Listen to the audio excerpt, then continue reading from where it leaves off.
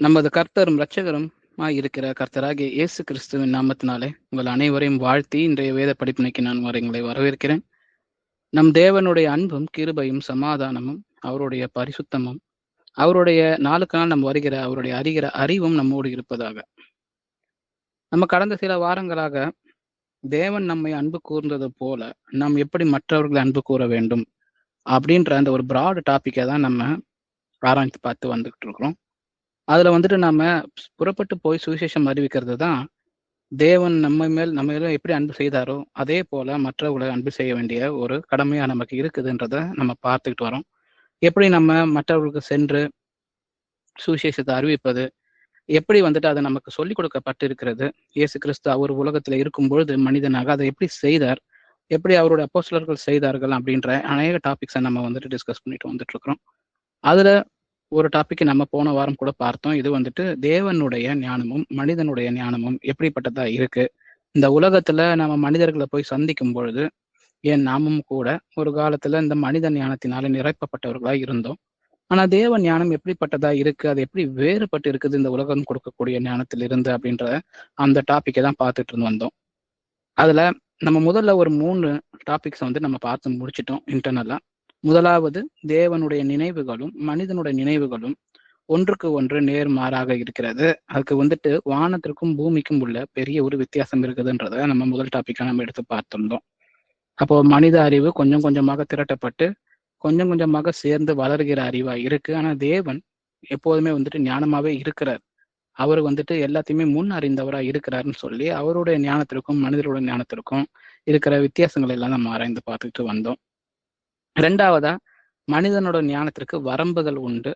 அந்த லிமிட்ஸ் அவங்க ரீச் பண்ணதுக்கு அப்புறம் அதுக்கு மேற்பட்டு சிந்திக்கிற எல்லாமே மனிதனுக்கு அந்த ஆபத்தை விளைவிக்க கொடுக்க இருக்குதுன்னு சொல்லி நம்ம பார்த்தோம். அது 2வது டாபிக்கா நம்ம பார்த்தோம்.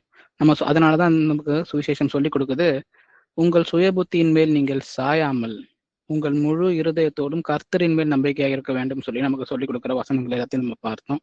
ஏன்னா மனுஷனுக்கு செம்மையாய் தோன்றுகிற வழிகளும் உண்டு, ஆனா அதன் முடிவோ மரண வழிகள்னு நீதிமொழிகள் நமக்கு சொல்லிக் கொடுக்கறது எல்லாத்தையுமே நம்ம வந்துட்டு ஆராய்ந்து பார்த்தோம். இது 2-3 இடத்துல இதே வசனங்கள் இருக்கிறதையும் நம்ம பார்த்தோம். அப்போ ஞானத்தை அறிகிறதற்கும் பைத்தியத்தை மதியினத்தையும் அழிக்கிறதற்கும் நான் என் மனதை பிரயோக பண்ணினேன்னு சொல்லி பிரசங்கி அவர் சொன்ன இந்த வசனங்கள் எல்லாத்தையும் நம்ம வந்துட்டு ஆராய்ந்து பார்த்தோம் இல்லைங்களா. அப்ப அவர் சொல்றாரு, இந்த உலக ஞானம்ன்றது தேவனுடைய ஞானத்திற்கு நேர் விரோதமாக இருக்கிறது, அதற்கு இதையும் கம்பேர் பண்ண முடியாத அளவுக்கு அது உயர்ந்ததாக இருக்கிறதுன்றதெல்லாம் பார்த்தோம். அப்போ அவருடைய சித்தத்தின்படி செய்ய மனதுள்ளவன் எவனோ அவன் அவருடைய உபதேசத்தை கேட்கிறவனா இருப்பான். அவன் தான் வந்துட்டு சுயமாய் பேசாமல் அவன் வந்துட்டு தேவனுடைய வசனத்தை எடுத்து பேசுகிறவனா இருப்பான்னு சொல்லி அந்த வசனங்கள் எல்லாத்தையும் பார்த்தோம். அப்போ தேவனை பற்றி நம்ம எங்க படித்து தெரிந்து கொள்ள முடியும்னா வேதாகமத்துல மட்டும்தான் நம்ம படித்து தெரிந்து கொள்ள முடியும். அதற்கான வசனங்கள் தேவன் கொடுத்திருக்கிறார். அதற்கான அர்த்தங்களை புரிந்து கொள்வதற்கு நமக்கு இன்றைக்குமே கூட பரிசுத்த ஆவியானவரை கொடுத்திருக்கிறார். அந்த வசனங்களை விவரிச்சு நமக்கு சொல்லி கொடுக்கறதற்கும் ஒன்னோட ஒண்ணு அதை சேர்த்து கோர்த்து பார்க்கறதற்கும் தேவன் நமக்கு ஆவியானவரை கொடுத்து உதவி செய்து கொண்டிருக்கிறார்ன்றத நம்ம விசுவசிக்கிற பிள்ளைகளாக இருக்கிறோம். 3வதா நம்ம பார்த்தது மனித ஞானத்தையும் இறைவன் வந்துட்டு செல்லாததா ஆக்குறாருன்னு சொல்லி நம்ம பார்த்தோம். காட் நல்லிஃபைஸ் த ஹியூமன் விஸ்டம் அப்படின்னு சொல்லி பார்த்தோம். அப்போ மனிதர்கள் இந்த உலகத்துல வாழுகிற இந்த பல்வேறு ஆயிரக்கணக்கான ஆண்டுகள்ல பல்வேறு ஞானத்தை சுயமா அவர்கள் யோசித்து விட்டு விட்டு போயிருக்கிறார்கள். அவங்க நம்ம பெரிய ஸ்காலர்ஸ்ன்னு சொல்றோம். அப்ப அவங்க எல்லாம் பாத்தீங்கன்னா இன்னைக்கு மனிதனுக்கு தேவையான விஷயங்கள்னு சொல்லிட்டு ஒரு தியாலஜியவே ஒரு ரெடி பண்ணி வச்சிருக்கிறாங்க. அதுல இருந்து வந்துட்டு பைபிள்ல இருந்தும் அதை எடுத்திருக்கிறாங்க. ஏன்னா சொந்தமா இந்த உலகத்தால எதையுமே கிரியேட் பண்ண முடியாது. எல்லாமே தேவன் கிட்ட இருந்து கம்பேர் பண்ணி எடுக்க வேண்டியதா இருக்கும். அப்படி இருந்தும் கூட அதுல அப்படியே அதை பிரயோகப்படுத்தாம அதுல ஒரு புளிப்புள்ள மாவை கலக்கிறத போல கலந்து இன்னைக்கு மொத்த மாவும் புளித்த மாவா இருக்கிறதுன்றது தான் உலக ஞானமா இருக்குது. அப்போ நம்ம அதை குறித்து நம்ம பார்த்தோம். டெலியூஷனல் ஸ்ட்ராட்டஜிஸ் எப்படி உலகம் வந்துட்டு பயன்படுத்துதுன்றதை பார்த்தோம். ஒரு மாய தோற்றம் இல்லாததை இருக்கிறத போல எண்ணிக்கொண்டு மனுஷன் வந்துட்டு தான் வெற்றி இல்லாமல் இருக்கும்பொழுதே வெற்றி அடைந்ததாக நினைத்துக் கொள்றது, உரிமை கோருதல், மேனிஃபெஸ்டேஷன்ஸ், இதற்கான வசனங்கள் எல்லாத்தையும் நம்ம பார்த்தோம். அப்போ இதுக்கு வந்துட்டு பைபிள் நமக்கு என்ன ரெஸ்பான்ஸ் கொடுத்துச்சுன்றதையும் நம்ம பார்த்தோம். இந்த ஜனங்கள் தங்கள் வாயினால் என்னிடத்தில் சேர்ந்து தங்கள் உதடுகளினால் என்னை கனம் பண்ணுகிறார்கள், அவர்கள் இருதயமோ எனக்கு தூரமாய் விலகி இருக்கிறது. அப்போ வசனத்தை எடுத்து பேசுறவங்களும் சரி, பைபிளை வந்து எடுக்காம உலக ஞானத்தை பற்றி கொண்டு இருக்கிறவங்களும் சரி, அவருடைய இருதயம் தேவனுக்கு தூரமாய் இருக்கிற பட்சத்தில் அது உலக ஞானமாய் மட்டுமே இருக்கிறது. அவர்கள் எனக்கு பயப்படுகிற பயம் மனுஷராலே போதிக்கப்பட்ட கற்பனையாய் இருக்கிறது. அப்ப வேத வசனத்தை கொண்டு அவங்க வந்துட்டு என்னை ஆராய்ந்து பார்க்கல அப்படின்னு தேவன் நமக்கு சொல்லி கொடுத்திருந்தாரு. அப்புறம் கடைசியா நம்ம முடிக்கும் பொழுது இந்த உலக ஞானத்துல இருக்கிற அந்த பிலாசபி, சைக்காலஜி இதெல்லாம் பத்தி பார்த்தோம். அப்போ இந்த பிலாசபி எழுதின பெரிய பெரிய ஞானிகள்னு சொல்லப்படுகிற சாக்ரட்டிஸ், பிளாட்டோ அவங்க எல்லாம் தேவனுக்கு 400 வருடங்கள் 450 வருடங்களுக்கு முன்பாகவே உலகத்துல தோன்றி அதற்கான படிப்புகளை கொடுத்தவங்க. அதற்கப்புறம் அதுல இருந்து தொடர்ந்து பிலாசபில இருந்தா சைக்காலஜி வந்துச்சுன்றதும், அது என்ன மாதிரியான படிப்புகள், ரெண்டுக்கும் உள்ள விஷயங்கள் என்னன்னு சொல்லி நம்ம பார்த்தோம். ஆனா வேத வசனம் நமக்கு கேட்டுச்சு, ஞானி எங்கே, வேதபாரகன் எங்கே, இப்பிரபஞ்ச தர்க்க சாஸ்திரி எங்கே, இவ்வுலகத்தின் ஞானத்தை தேவன் பைத்தியமாக்கவில்லையா அப்படின்ற கேள்விகள் நமக்கு வந்துட்டு, இதெல்லாம் நமக்கு இருக்கும் பொழுது தேவன் நம்மளை பார்த்து இந்த கேள்விகளை கேட்கிறார். அப்போ இந்த செல்ஃப் டாக்கு, அஃபர்மேஷன்ஸ் சொல்லப்படுகிறது. அப்போ வந்துட்டு நானே எனக்கு தேவையான விஷயங்களை சொல்லிக் கொள்றது, இந்த மாதிரி விஷயங்கள் மூலயமா தான் உலகத்துல வந்துட்டு வெற்றி கிடைக்கும் அப்படின்னு சொல்லி கொடுக்குற இந்த உலக ஞானத்திற்கு எதிராக தேவன் சொல்லுகிறார், அவருடைய வசனங்களில் தான் வந்துட்டு நீதி இருக்கிறது. அந்த நீதியை முதலில் நாம் தேடுகிற பிள்ளைகளாக இருக்கணும் அப்படின்னு நமக்கு சொல்லி கொடுக்குறாருன்ற விஷயங்களை பார்த்தோம்.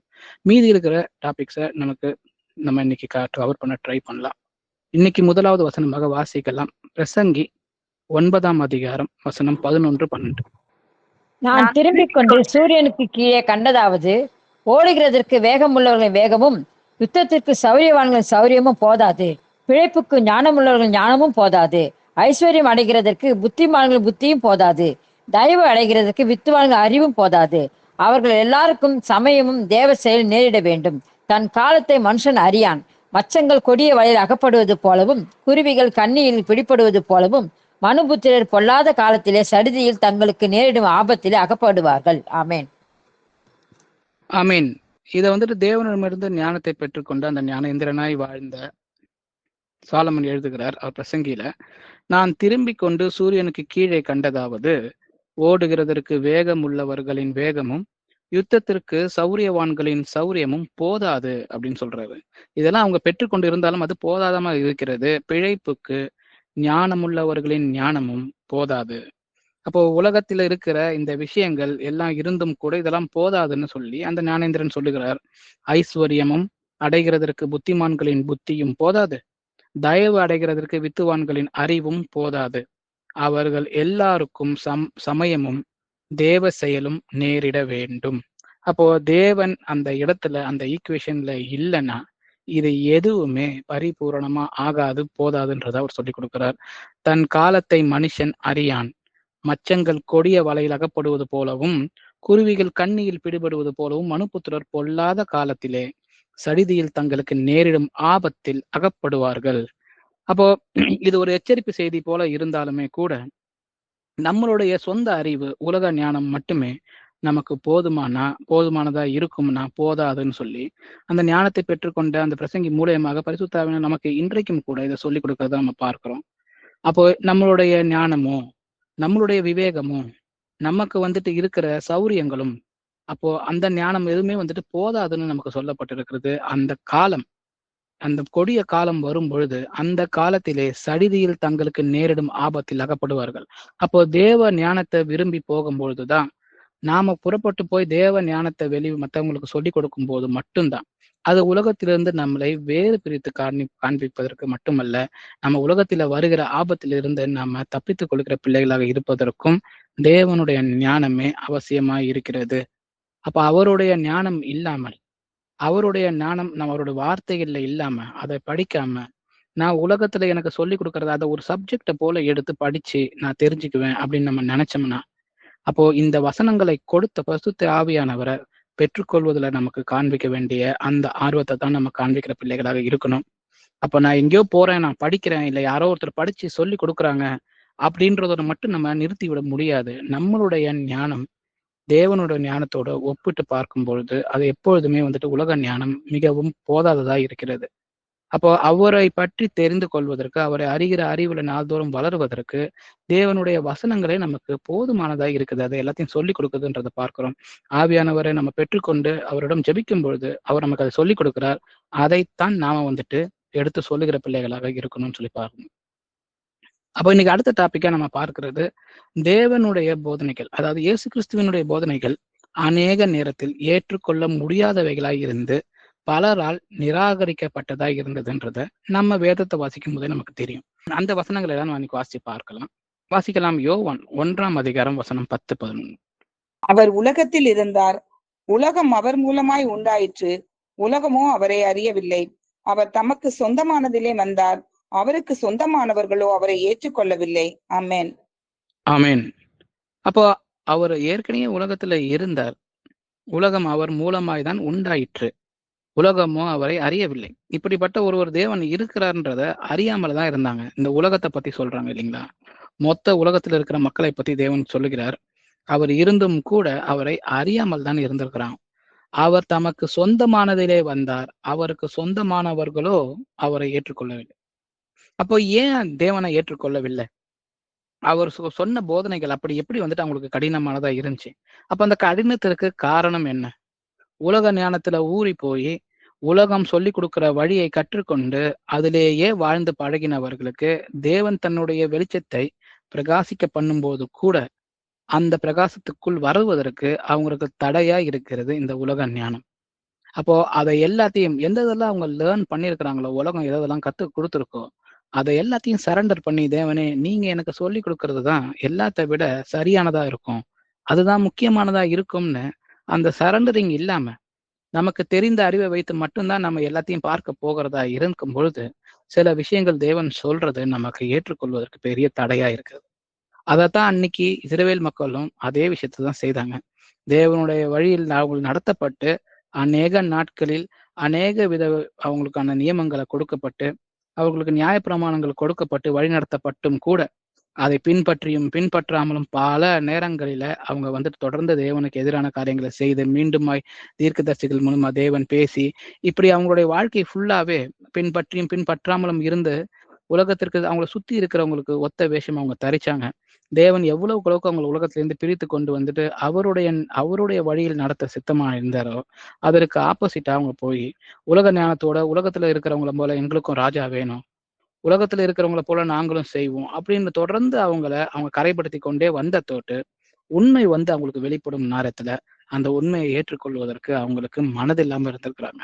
ஏன்னா உலக இச்சைகளும் ஆசைகளும் அவங்கள தேவனிடம் சேர விடாமல், அவருடைய வசனத்தை கேட்டு அதை புரிந்து கொள்ள விடாமல் அவங்க தடுத்து இருக்கிறதுன்றதுதான் உண்மை. அதே விஷயம்தான் இன்னைக்கும் மனிதராக இருக்க நமக்கு இன்றைய காலத்துல கூட இருக்கிறதான்னு நம்ம பார்க்கணும். இருக்கிற பட்சத்துல அதை நம்ம நீக்கி போடுகிற பிள்ளைகளா இருக்கணும். தேவனுடைய வசனத்துக்கு தான் நம்ம முதலிடம் கொடுக்கறவங்களா இருக்கணும். அப்போ தேவன் கப்பர்நாகூமில ஜெப ஆலயத்துல சேர்ந்து அங்க அவர் உபதேசிக்கிறார். அப்ப உபதேசிக்கும் பொழுது அவர் சொல்லி கொடுக்கிற எல்லா விஷயங்களையும் நம்ம கொஞ்சம் ஷார்ட்டா இன்னைக்கு பார்க்கலாம். யோவான் 6ஆம் அதிகாரம் 44ஆம் வசனம் வாசிக்கலாம்.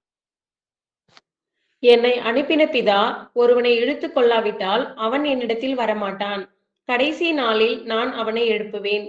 எல்லாரும் தேவனாலே போதிக்கப்பட்டிருப்பார்கள் என்று தீர்க்கதரிசிகளின் ஆகமத்தில் எழுதியிருக்கிறதே. ஆகையால் பிதாவினிடத்தில் கேட்டு கற்றுக்கொள்ளுகிறவன் எவனும் என்னிடத்தில் வருகிறான். ஆமென். ஆமென். அப்ப அவர் சொல்றாரு பாருங்க, என்னை அனுப்பின பிதா ஒருவனை இழுத்து கொள்ளாவிட்டால் அவன் என்னிடத்தில் வரமாட்டான். கடைசி நாளில் அவனை நான் எழுப்புவேன். எல்லாரும் தேவனாலே போதிக்கப்பட்டிருப்பார்கள் என்று தீர்க்கதரிசிகளின் ஆகமத்தில் எழுதியிருக்கிறதே. அப்போ யாரால் நம்ம எல்லாரும் போதிக்கப்பட்டு இருக்கிறோம் என்றால் தேவன் தாமாலே நம்ம போதிக்கப்பட்டு இருக்கிறோம். அவருடைய வசனங்கள் நமக்கு போதனையாய் இருக்கிறது. அவரை தவிர, அவருடைய வார்த்தைகளை தவிர நமக்கு வேறு போதனைகள் தேவையில்லை. அப்போ நாம் எல்லோருமே தீர்க்கதரிசிகள் ஆகமத்தில் எழுதியிருக்கிறபடி தேவனாலே போதிக்கப்பட்டவர்களாய் இருக்கிறோம். தேவனுடைய வசனம் நமக்கு அனுதினமும் அதை வாசிக்கும் பொழுது நமக்கு அது போதனையாவே இருக்கிறது. ஆகையால் பிதாவினிடத்தில் கேட்டு கற்றுக்கொள்கிறவன் எவனும் என்னிடத்தில் வருகிறான். அப்போ பிதா ஒருவனை இழுத்து கொள்ளாவிட்டால் அவன் என்னிடத்தில் வரமாட்டான்னு முதல் வசனத்துல சொல்லிட்டேன். அவர் யாரை இழுத்து கொள்கிறார்னு சொல்றாரு, பிதாவினிடத்தில் கேட்டு கற்றுக்கொள்கிறவன் எவனும் என்னிடத்தில் வருகிறான். அப்ப அவர் சொல்லி கொடுக்குறாரு, பிதாவினிடத்தில் நம்ம கேட்டு, தேவனே எனக்கு நீங்களே எனக்கு சொல்லிக் கொடுங்க, நீங்க தான் போதனையாளராக இருக்கிறீங்க, உங்களுடைய வசனங்களால் நாங்கள் போதிக்கப்பட்டவர்களா இருக்கிறோம். அப்போ எங்களுக்கு எல்லாத்தையும் சொல்லி கொடுங்க, வசனங்களை எங்க கிட்ட பேசும்படியாக செய்யுங்க அப்படின்ற ஒரு திறந்த மனதோட நாம அவர்கிட்ட வேண்டுதல் செய்து விட்டு அதுக்கப்புறம் வசனங்களை எடுத்து படிக்கும் பொழுது தேவனே நமக்கு கற்றுக் கொடுக்கிறார். அவர் இழுத்து கொள்ளாவிட்டால் என்னிடத்தில் யாரும் வரமாட்டான்னு சொல்லி தேவன் சொல்லியிருக்கிறார். அப்ப அவருடைய வசனங்களை கேட்டு புரிந்து கொண்டு அதற்கு நம்ம செவி சாய்த்து நடக்கிறதற்கு நமக்கு தேவையானதா என்ன இருக்குதுன்னா, தேவனிடத்தில் கேட்டு கற்றுக்கொள்கிற அந்த மனது நமக்கு வேண்டுமா இருக்கிறது. அப்போ எல்லாம் எனக்கு தெரிந்த இந்த விஷயத்துல எனக்கு தெரியும், நான் மற்ற விஷயத்துக்கு தெரியாத விஷயத்துக்கு வேணா நான் வந்துட்டு போறேன் அப்படின்ற நமக்கு ஒரு நிலை இருக்கிறதா இருந்தா இன்னைக்கு நாம அதை நிதானித்து பார்க்கிறவர்களா இருக்க வேண்டும். அப்ப நம்ம போய் சுவிசேஷத்தை சொல்லும் பொழுதும் அந்த மனிதர்கள் இதையே தான் அவங்க சொல்லுவாங்க. இந்தந்த ஏரியாஸ்ல இந்தந்த டிபார்ட்மெண்ட்ஸ்ல நாங்க ஆல்ரெடி வெல் டு டூவா இருக்கோம், எங்களுக்கு எல்லாமே தெரியுது, நாங்க சரியா தான் செய்து கொண்டு இருக்கிறோம், இந்த ஏரியால எங்களுக்கு எந்த விதமான தேவனுடைய உதவியும் தேவையில்லை அப்படின்னு ஒரு மனுஷன் சொல்ல முடியுமா அப்படின்னு சொல்லி நம்ம பார்க்கணும். ஏன்னா அந்த உலக ஞானம் எனக்கு தெரியும்ன்ற அந்த எண்ணம் தடையா இருக்கிறது அப்படின்றத நம்ம சொல்லிக் கொடுக்குறவங்களா இருக்கணும். வேத வசனங்களும் நமக்கு அதுதான் சொல்லிக் கொடுக்குது. இப்ப தேவனுடைய எந்த மாதிரியான உபதேசங்கள் ரொம்ப கடினமா இருந்துச்சு அவங்களுக்கு? ஏன்னா அவர் நேரடியா சொல்லுகிற சில வார்த்தைகளை கேட்டு அவங்களால வந்துட்டு அதை ஏற்றுக்கொள்ளவே முடியல. வாசிக்கலாம், யோவான் 6ஆம் அதிகாரம், அதே அதிகாரத்துல 53ஆம் வசனம் வாசிங்க. அதற்கு இயேசு அவர்களை நோக்கி, நீங்கள் மனுஷகுமாரனுடைய மாம்சத்தை புசியாமலும் அவருடைய இரத்தத்தை பானம் பண்ணாமலும் இருந்தால் உங்களுக்குள்ளே ஜீவன் இல்லை என்று மெய்யாகவே மெய்யாகவே உங்களுக்கு சொல்லுகிறேன். ஆமேன். அப்போ 5000 பேருக்கு தேவன் போஷித்து அவர்களை வந்து தொடர்ந்து பின்தொடர்றாங்க. இயேசப்பா எங்க போனாலும் அவருடைய வார்த்தைகளை கேட்கிறதற்கு, அவருடைய அந்த உணவு அவங்களுக்கு பெரிய ஒரு அதிசயத்தை அவங்க கண்டு கொண்டிருக்கிறார்கள். அப்ப அதன் மூலமாக அவர் பின்னாடி போய்கிட்டு இருக்கிறாங்க இல்லைங்களா? அப்போ அவர்களை பார்த்து அவர்கள் எல்லாரும் இருக்கும்போது தேவன் இந்த வார்த்தையை சொல்லுகிறார், நீங்கள் மனுஷகுமாரனுடைய மாம்சத்தை புசியாமலும் அவருடைய இரத்தத்தை பானம் பண்ணாமலும் இருந்தால் உங்களுக்குள்ளே ஜீவன் இல்லை என்று மெய்யாகவே மெய்யாகவே உங்களுக்கு சொல்லுகிறேன். இது சொன்னதுக்கு அப்புறம் என்ன ஆச்சுன்னு நமக்கு தெரியும். அவருடைய சீஷர்ல அநேகர் என்ன பண்ணாங்க, அதை கேட்ட போட்டு இது ரொம்ப கடினமான உபதேசமா இருக்குது, இதை யார் கேட்க முடியும் அப்படின்னு சொல்லி அவங்க சொன்னாங்க இல்லையா? அதே அதிகாரத்துல 60ஆம் வசனம் வாசிக்கலாம். அவருடைய சீஷரில் அநேகர் இவைகளை கேட்ட பொழுது, இது கடினமான உபதேசம், யார் இதை கேட்பார்கள் என்றார்கள். ஆமென். ஆமென். அப்போ 63ஆவது வசனத்தை வாசித்து பாத்தீங்கன்னா, ஆவியே உயிர்ப்பிக்கிறது, மாம்சமானது ஒன்றுக்கும் உதவாது, நான் உங்களுக்கு சொல்லுகிற இந்த வசனங்கள் ஆவியாயும் ஜீவனாயும் இருக்கிறதுன்னு சொல்றாரு. அப்போ 60ஆவது வசனத்துல நமக்கு சொன்னபடி அநேகர் இதை கேட்ட பொழுது அவர்கள் இது கடினமான உபதேசமா இருக்கிறது, இதை யார் கேட்க முடியும்? அப்ப ஏன் அவங்களுக்கு இது கடினமான ஒரு உபதேசமா இருந்துச்சு? இது முன்கூட்டியே சொல்லப்படலையா? அப்போ வாசிக்கலாம், எரேமியா 15ஆம் அதிகாரம் 16ஆம் வசனம். நானே வாசிக்கிறேன். இதுல வந்துட்டு பழைய ஏற்பாட்டு காலத்திலேயே தேவன் சொல்லி கொடுத்திருக்காரு பாருங்க. உம்முடைய வார்த்தைகள், எரேமியா 15ஆம் அதிகாரம் 16ஆம் வசனத்துல, உம்முடைய வார்த்தைகள் கிடைத்த உடனே அவைகளை உட்கொண்டேன், உம்முடைய வார்த்தைகள் எனக்கு சந்தோஷமும் என் இருதயத்துக்கு மகிழ்ச்சியுமாய் இருந்தது, சேனைகளின் தேவனாகிய கர்த்தாவே உம்முடைய நாமம் எனக்கு தரிக்கப்பட்டிருக்கிறது. அப்ப எரேமியா வந்துட்டு தேவனுடைய வார்த்தைகளை உட்கொள்கிறார் இல்லைங்களா? அப்ப நமக்கு தெரியும் தேவனுடைய வார்த்தை தான் மாம்சமாகி நமக்கு முன்பாக கண்களுக்கு முன்பாக வந்தார் இயேசு கிறிஸ்துவான்னு சொல்லி நமக்கு தெரியும். அப்போ எரேமியாக்கு வந்துட்டு அந்த வார்த்தை என்ன பண்ணுகிறார், அவர் கிடைத்த உடனே அதை உட்கொண்டேன்னு சொல்லி உங்களுக்கு ஏற்கனவே தீர்க்கதரிசிகள் மூலயமாக சொல்லப்பட்டிருக்கிறது. இந்த இஸ்ரேல் மக்களுக்கு இது ஒரு புதிதான விஷயம் இல்லை. உட்கொள்றதுன்றது தேவனுடைய வார்த்தைகளை உட்கொள்றதுன்றது தேவனுடைய வார்த்தைகளை வந்துட்டு மனதிலா ஏற்றுக்கொள்கிறது படித்து அப்படின்ற ஒரு விஷயம்தான். அதை வந்துட்டு இதோட அவங்க ரிலேட் பண்ண முடியாம தவிக்கிறாங்க அந்த இடத்துல. உண்மையான மனிதனுடைய மாம்சத்தை அவர் புசிக்க கொடுக்காருன்னு சொல்லி அவங்க எல்லாரும் பயப்படுறதை நம்ம பார்க்க முடியுது. அப்போ எசேக்கியேல் 3ஆம் அதிகாரம் 3ஆம் வசனத்தை வாசித்து பாத்தீங்கன்னா, மனுபுத்திரனே, நான் உனக்கு கொடுக்கிற இந்த சுருளை நீ உன் வயிற்றிலே உட்கொண்டு அதனால் உன் குடல்களை நிரப்புவாயாக என்றார். அப்பொழுது நான் அதை புசித்தேன், அது என் வாய்க்கு தேனை போல தித்திப்பாய் இருந்ததுன்னு சொல்லி எசேக்கியேல் 3ஆம் அதிகாரம் 3ஆம் வசனத்துல எசேக்கியேலும் அதே சொல்லியிருக்கிறார். அவங்களோட தீர்க்கதரிசிகளோட ஆகமத்துல அது இருக்குது. இதெல்லாம் படித்தவர்களா தான் அவங்க இருக்கிறாங்க. அப்போ தேவன் புசிக்க சொல்றது எதைன்றதை அவங்களால ரிலேட் பண்ண முடியல. ஏன்னா வேத வசனத்துல அவங்க வந்துட்டு ஊறி போய் இல்லைன்றதுதான் அங்க உண்மையா இருக்கு. அப்போ ஒரு உண்மை வெளிப்படும் பொழுது அந்த உண்மையை ஏற்றுக்கொள்கிற மனம் வேதத்தை படித்து தெரிந்து கொண்டு இருக்கும்போது மட்டும்தான் அது அந்த இடத்துல அந்த இடம் கொடுக்கிறதா இருக்குது. அப்ப அந்த இடத்துல உலக ஞானத்தை கொண்டு வந்து வைத்திருக்கும் பொழுது இந்த உண்மை வந்துட்டு புலப்படுவதும் இல்லை. அதை வந்துட்டு ரொம்ப கடினமான உபதேசமாய் நமக்கு தோன்றுகிற அநேக நேரங்கள்ல தோன்றுவது உண்டு. சகரியா 9ஆம் அதிகாரம் 11ஆம் வசனத்துல, உனக்கு நான் செய்வது என்னவென்றால், தண்ணீர் இல்லாத குழியிலே அடைப்பட்டிருக்கிற உன்னுடையவர்களை நான் உன் உடன்படிக்கையின் ரத்தத்தினாலே விடுதலை பண்ணுவேன் அப்படின்னு சொல்லி தேவன் வந்துட்டு அப்பவே தன்னுடைய ரத்தம் வந்துட்டு புதிய உடன்படிக்கைக்கான ஒரு விஷயமா இருக்குன்றது தன் ரத்தத்தை குறித்து சொல்லி இருக்கிறாரு. அப்போ என் ரத்தத்தை பானம் பண்ணாமல் இருந்தால் உங்களுக்குள்ளே ஜீவன் இல்லைன்னு சொல்றாரு. அந்த புதிய உடன்படிக்கையை குறித்து தன்னுடைய ரத்தத்துல சொல்லியிருக்கிறாரு. அந்த ரத்தம் தான் நம்மளை விடுதலை பண்ணும்ன்றத, நம்மளுடைய பாவத்திலிருந்து அது விடுதலை பண்ணும்ன்ற இந்த விஷயத்த தேவன் வந்துட்டு ஏற்கனவே பழைய ஆகமத்துல சொல்லி கொடுத்திருக்கிறார். அப்போ மத்தேயுல கூட 4ஆம் அதிகாரம் 4ஆம் வசனம் நமக்கு எல்லாருக்கும் தெரியும். மனுஷன் அப்பத்தினால் மாத்திரம் அல்ல, தேவனுடைய வாயிலிருந்து புறப்படுகிற ஒவ்வொரு வார்த்தையினாலும் பிழைப்பான்னு சொல்லி, தேவனுடைய வாயிலிருந்து வருகிற ஒவ்வொரு வார்த்தையும் நமக்கு அப்பமாய் இருக்கு, அது போஜனமாய் இருக்கு, அதனால்தான் மனிதன் பிழைத்தவனாய் இருக்கிறான்ற வசனங்களை சொல்லி கொடுத்திருக்கிறார். அப்ப இவ்வளவு அநேக இடங்கள்ல சொல்லி கொடுத்த பிறகும் ஒரு இடத்துல வந்துட்டு நீங்கள் மனுஷகுமாரனுடைய மாம்சத்தை புசியாமல் இருந்தால்னு சொன்னா அவங்களால அன்னைக்கு அதை ஏற்றுக்கொள்ள முடியல. ஏன்னா அவர்களுக்கு தேவனுடைய ஞானம், தேவனுடைய வார்த்தைகள் உள்ள இல்லாம இருந்த தோட்டு அவங்களுக்கு அது புரியாம இருந்துச்சு இல்லையா? அப்ப திருப்பி அந்த 60ஆம் அதிகார வசனத்துல நம்ம வாசிச்சோம், அவர்களுக்கு இது கடினமான உபதேசமா இருந்ததுன்னு. அப்புறம் அவர் திருப்பி சொல்லி கொடுக்குற 63ஆம் வசனத்துல, ஆவியே உயிர்ப்பிக்கிறது, மாம்சமானது ஒன்றுக்கும் உதவாது. தேவன் சொல்றாரு, ஆவிதான், ஆவிக்குரிய வகையில நீங்க சிந்தித்து பார்க்கும்பொழுதுதான் நீங்கள் உயிர்ப்பிக்கப்பட்டவர்களா இருக்கிறீங்க. இதை மாம்சமோட சேர்ந்து நீங்க வந்துட்டு யோசித்து பார்த்தீங்கன்னா இது ஒன்றுக்கும் உதவாததா இருக்கிறது. நான் சொல்லுகிற வார்த்தைகளை நீங்கள் ஆவிக்குரிய வழியில் எடுத்துக்கொண்டு செல்ல வேண்டும்ன்றத அவர் சொல்லி கொடுக்கிறார் அந்த இடத்துல. நான் உங்களுக்கு சொல்லுகிற வசனங்களே ஆவியாயும் ஜீவனாயும் இருக்கிறதுன்னு சொல்லி மீண்டுமாய் அவர் தன்னுடைய வசனங்களை தான் அவர் மேற்கொள்ளிட்டு காண்பிக்கிறார். அப்போ 66ஆம் வசனம், அதே யோவான் 6ஆம் அதிகாரத்துல 66ஆம் வசனம் வாசித்து பார்த்தீங்கன்னா, அது முதல் அவருடைய சீஷரில் அநேகர் அவருடனே கூட நடவாமல் பின்வாங்கி போனார்கள். அப்போ இதெல்லாம் சொல்லி கொடுத்த பிறகுமே ஏற்றுக்கொள்ள முடியாமல் அவங்க எல்லாரும் அவர் கூட நடக்காம அவர்கள் பின்வாங்கி போனார்கள் அப்படின்றத நம்ம பார்க்கிறோம். அப்போ 65ஆம் வசனத்துல பாத்தீங்கன்னா, ஒருவன் என் பிதாவின் அருளை பெறாவிட்டால், திருப்பவும் சொல்றாரு, என்னிடத்திற்கு வரமாட்டான் என்று இது நிமித்தமே உங்களுக்கு சொன்னேன்.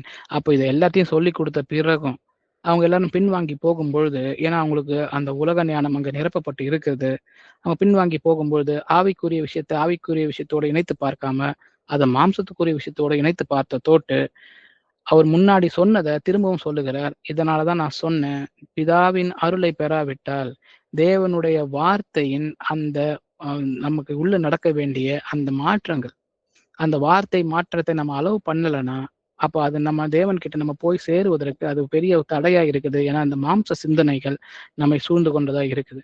அப்ப இந்த உலகம் கற்றுக் கொடுக்கக்கூடிய ஞானமும் மாம்ச சிந்தையை கொடுக்கக்கூடியதா இருக்குதுன்றதை நம்ம புரிந்து வைத்திருக்கணும். அப்ப அப்படி இருக்கும்போதுதான் இன்னைக்கு அநேகர் நம்ம போய் மற்றவங்க கிட்ட சொல்லும் பொழுது கூட, அப்போ அவங்க கிட்ட வந்துட்டு நம்மளுடைய சபையை பத்தியோ இல்லை அவங்க விசாரிக்கும் பொழுது நம்ம சொல்லும் பொழுது அவங்களுக்கு எப்படிப்பட்டதா இருக்கும்? இது ஒரு கடினமான ஒரு உபதேசத்தை போல இருக்குமா? ஏன்னா நம்ம வந்து வீட்டில தான் கூடுறோம். இருக்கிற சின்ன ஒரு சைஸ்ல வீட்டில் நம்ம வந்து எங்க இருந்தாலும் நம்ம கூட முடியும். அவங்களுக்கு எப்படி இருக்கணும்? சபைனா வந்துட்டு ஒரு பெரிய இடம் இருக்கணும். ஒரே இடத்துல எல்லா வாரமும் ஒரே இடத்துல ஃபிக்ஸடா ஒரு ஸ்டேபிளா இங்கதான் நம்ம போறோம்ன்ற ஒரு கரெக்டான ஒரு இடத்த ஃபிக்ஸ் பண்ணி அங்க போக வேண்டிய ஒரு ஒரு ஒரு ஒரு இது இடம் இருந்தா நல்லா இருக்கும் அப்படின்னு யோசிக்கிறவங்கள தான் நம்ம போய் பார்க்க போறோம் இல்லைங்களா?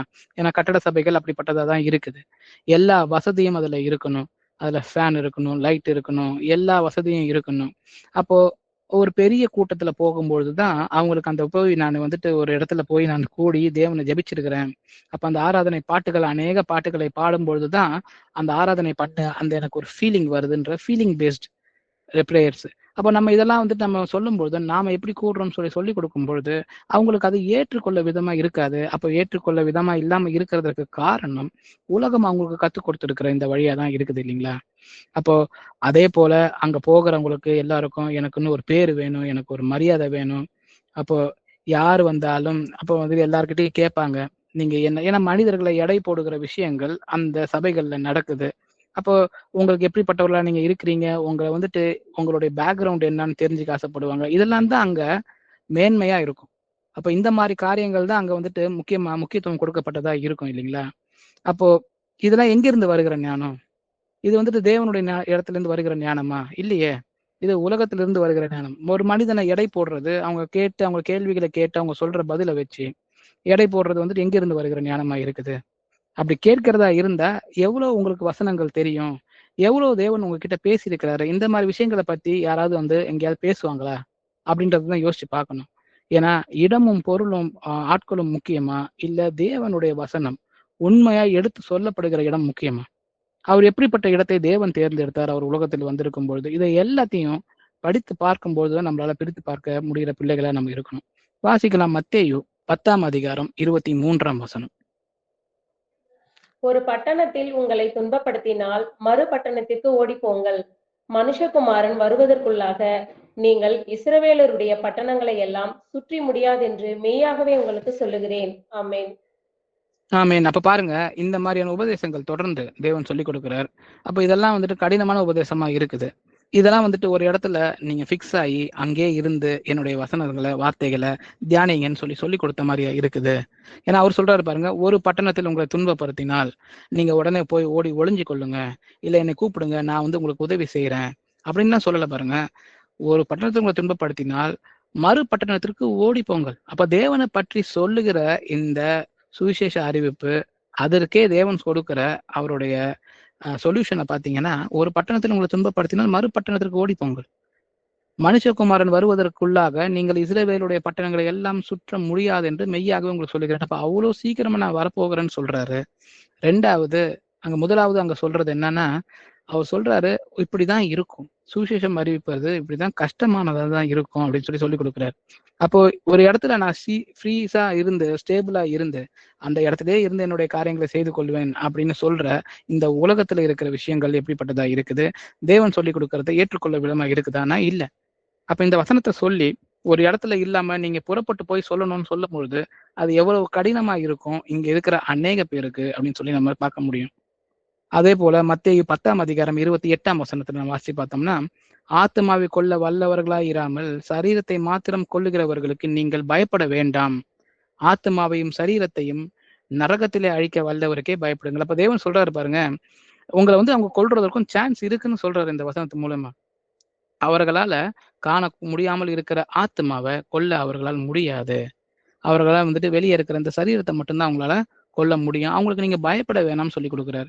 ஆத்மாவையும் சரீரத்தையும் நரகத்தில் அழிக்க வல்லவர் ஒருவருக்கே நீங்கள் பயப்பட வேணும்னு சொல்லி கொடுக்குறாரு.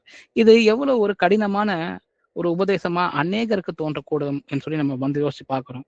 ஏன்னா நான் இதை நீங்க போய் செல்லும் பொழுது உங்களுடைய உயிருக்கு எந்த உத்தரவாதமும் வந்துட்டு அவர் கொடுக்கல. அதுக்கு பதிலாக நீங்க பயப்பட வேண்டியது எனக்கு மட்டும்தான் சொல்லி கொடுக்குறாருன்னு சொல்லி நம்ம பார்க்கிறோம்.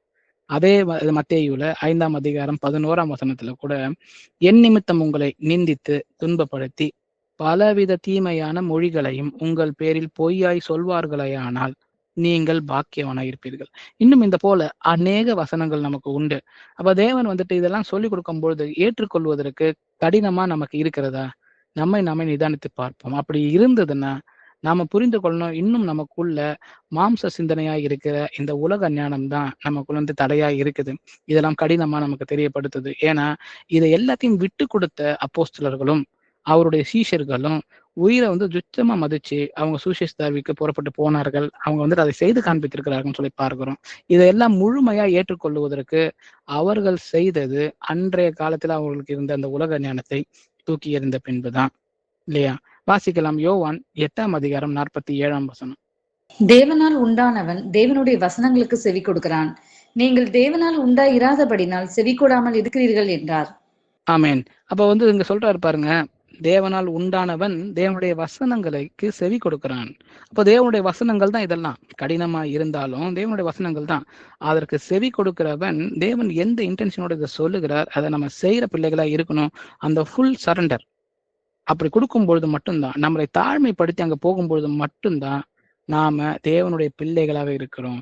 அப்படி நம்ம செவி கொடாம முடியாமல் நம்ம தவிக்கிறதா இருந்தா தேவனால் நாம் உண்டாயிராதவர்கள் அப்படின்னு சொல்லி இந்த வசனம் நமக்கு தெளிவா சொல்லி கொடுக்கும். அதே போல யோவான் 10ஆம் அதிகாரம் 26ஆம் வசனம் வாசிக்கும். ஆனாலும் நான் உங்களுக்கு சொன்னபடியே நீங்கள் என் மந்தையின் ஆடுகளா இராதபடியினால் விசுவாசியாமல் இருக்கிறீர்கள். ஆமென். ஆமென். அப்ப இத்தனை பேர் அவங்க போயிடுறாங்க. அவர் சொல்றாரு, ஏற்றுக்கொள்ள கஷ்டமா இருக்கிறவங்க பிதாவினால் இழுக்கப்பட்டவர்கள் அல்லன்னு சொல்றாரு. அதே போல என் மந்தையின் ஆடுகள் அல்லன்னு சொல்றாரு. ஏன்னா நீங்க விசுவாசிக்காம போக முடியுதுன்னா நீங்க என்னுடைய மந்தையின் ஆடுகள் அல்ல. ஏன்னா என்னுடைய மந்தையின் ஆடுகள் என்னுடைய வார்த்தைகளுக்கு செவி சாய்க்கிற வந்து ஆடுகளா தான் இருக்கும் அப்படின்னு சொல்லி அவர் சொல்றாரு. அப்ப அநேக இடங்கள்ல தேவன் சொல்றாரு, அவருடைய போதனைகளை ஏற்றுக்கொள்ள முடியாமல் இருக்கிறதா? அப்போ அதை நம்ம நிராகரிக்கிற மாதிரியோ இல்ல மனிதர்கள் நிராகரிக்கிற மாதிரி இருக்கிறாங்களோ, அதுக்கு தடையா இருக்கிறது மாம்ச சிந்தனை தான். அதுக்கு தடையா இருக்கிறது இந்த உலக ஞானம் தான். அதனாலதான் அது தேவன் சொல்லுகிறத ஏற்றுக்கொள்ள முடியாமல் இருக்கிறது. அவருடைய பிள்ளைகளாக இருக்கிறவங்க, அவருடைய மந்தை நாடுகளாக இருக்கிறவங்க, அவருடைய சத்தத்திற்கு செவி சாய்க்கிற பிள்ளைகளா தான் இருப்போம் அப்படின்றதுதான் உண்மை.